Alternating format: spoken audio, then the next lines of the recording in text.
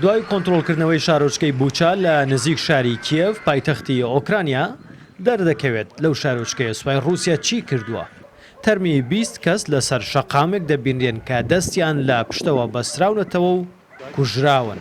ئەمە جیالەوەی لە گۆڕێکی بە کۆمەڵدا تەرمی نزیکەی 300 کەسی سڤیلیش دۆزراونەتەوە کە لەلایەن سوپای رووسیاوە کوژراون.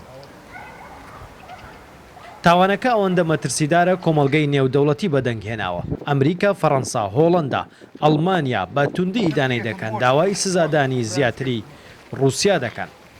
ئۆلاف شولز ڕاوێژکاری ئەڵمانیا لە ڕاگەیەندراوێکدا داوا دەکات هەموو تاوانەکانی رووسیا لە ئۆکرانیا دۆکومنت بکرێن بۆ ئەو مەبەستەش ڕێگە بدرێت تیمێکی نێودەوڵەتی شارەزا ڕەوانەی شوێنی تاوانەکان بکرێن.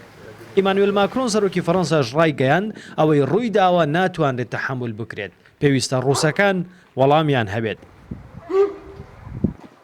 ڤۆلۆدیمیر زێلێنسکی سەرۆکی ئۆکرانیاش دەڵێ رووسیا جینۆسایدی ئەنجام داوە. ڕاوێژکاری سەرۆکی ئۆکرانیاش دەڵێ چەندین بەڵگەیان لە شارە ڕزگارکراوەکانی ئۆکرانیا دەست کەوتووە کە تاوانی مەترسیداری لەو شێوەیە ئەنجام درراوە کە مەگەر تەنها لە فیلمە ترسناکەکاندا هەبێت. وەزیری دەرەوەی ئەو وڵاتش دەڵێ رووسیا لە داعش خراپترە.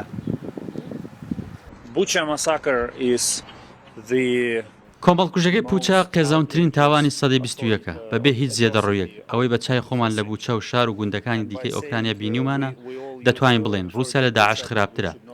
لەبارەی کۆبوونەوەی سەرۆکی ئۆکرانیا و رووسیا سەرڕای هەموو تاوانەکان، بەڵام ئێمە ئامادەین بۆ کۆبوونەوە چکە دەزانین دەبێ ئەم تاوانانە بوەستیانرێن. ئێستا لەسەر زەوی تاوانەکانمان ڕاگرتون و واناوچەکانمان دەگەڕێنەوە، بەڵام دەبێت لە ڕووی دیبلۆماسیەشەوە ئەو تاوانانە ڕابگرین.